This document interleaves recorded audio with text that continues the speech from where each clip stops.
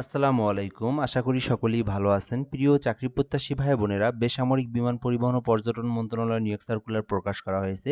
যেখানে কিন্তু বর্তমানে আবেদন চলমান রয়েছে। আর এই সার্কুলারটা কিন্তু সরকারি স্থায়ী নিয়োগ সার্কুলার।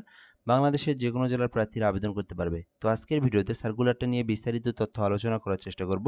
পদের নাম, পদের সংখ্যা, বেতন স্কেল, শিক্ষাগত যোগ্যতা। তো সম্পূর্ণ ভিডিওটা দেখলেই আপনারা জানতে পারবেন। আর আমাদের এই চ্যানেলে যারা নতুন আছেন অবশ্যই সাবস্ক্রাইব করে রাখবেন। তাহলে বাংলাদেশের সকল সরকারি নিয়োগ সার্কুলার আপনি এই চ্যানেলের মাধ্যমে জানতে পারবেন। বেসামরিক বিমান পরিবহন ও পর্যটন মন্ত্রণালয়ের অধীনে জাতীয় পর্যটন সংস্থা এনটিও বাংলাদেশ ট্যুরিজম বোর্ডের বিটিভির রাজস্ব খাতভুক্ত নিয়োগ সার্কুলার প্রকাশ করা হয়েছে, যেখানে বাংলাদেশের প্রকৃত যে কোনো নাগরিকদেরকে আবেদনের জন্য আহ্বান করা যাচ্ছে। বাংলাদেশের 64 জেলার যে কোনো প্রার্থী এই নিয়োগ সার্কুলারে আবেদন করতে পারবে। তো 1 নম্বর পদের নাম ষাট লিপিকার কাম কম্পিউটার অপারেটর, যেখানে 13 গ্রেডে নিয়োগ দেওয়া হবে।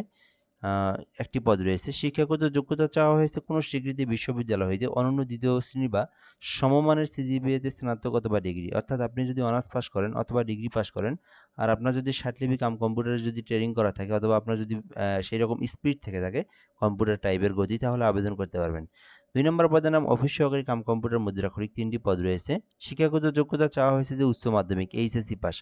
যারা শুধুমাত্র এইচএসসি পাস করে আবেদন করতে চান, সরকারি চাকরির আবেদন, আপনারা এইটাতে আবেদন করতে পারেন।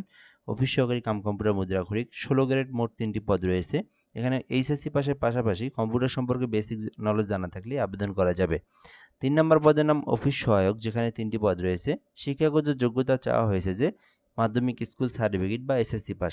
শুধুমাত্র এসএসসি পাস করে যারা সরকারি চাকরির আবেদন খুঁজে থাকেন, আপনারা অফিস সহায়ক পদে আবেদন করতে পারেন ২০তম গ্রেডে।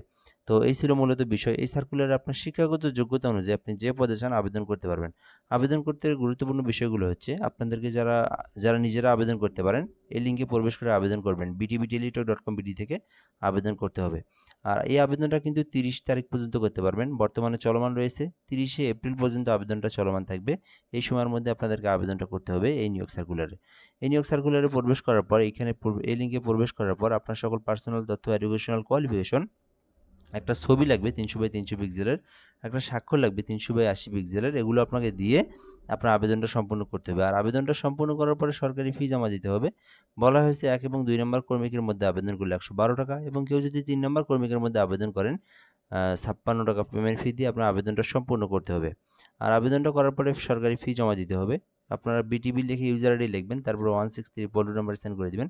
পরবর্তীতে পিন নাম্বার দিয়ে 163 নাম্বার সেন্ড করে দিলে আপনার আবেদনের পেমেন্টটা কিন্তু সাকসেসফুলি সম্পূর্ণ হয়ে যাবে। ঠিক আছে? তো এই ছিল মূলত আজকের ভিডিও। যদিও নিয়োগ সার্কুলারটা ছোট, তো যারা আবেদন করতে চান আবেদনটা করতে পারেন। বর্তমানে আবেদনটা চলমান রয়েছে। তো এ পর্যন্ত এই ভিডিওটা আজকের। ধন্যবাদ। ভালো থাকবেন। আসসালামু আলাইকুম।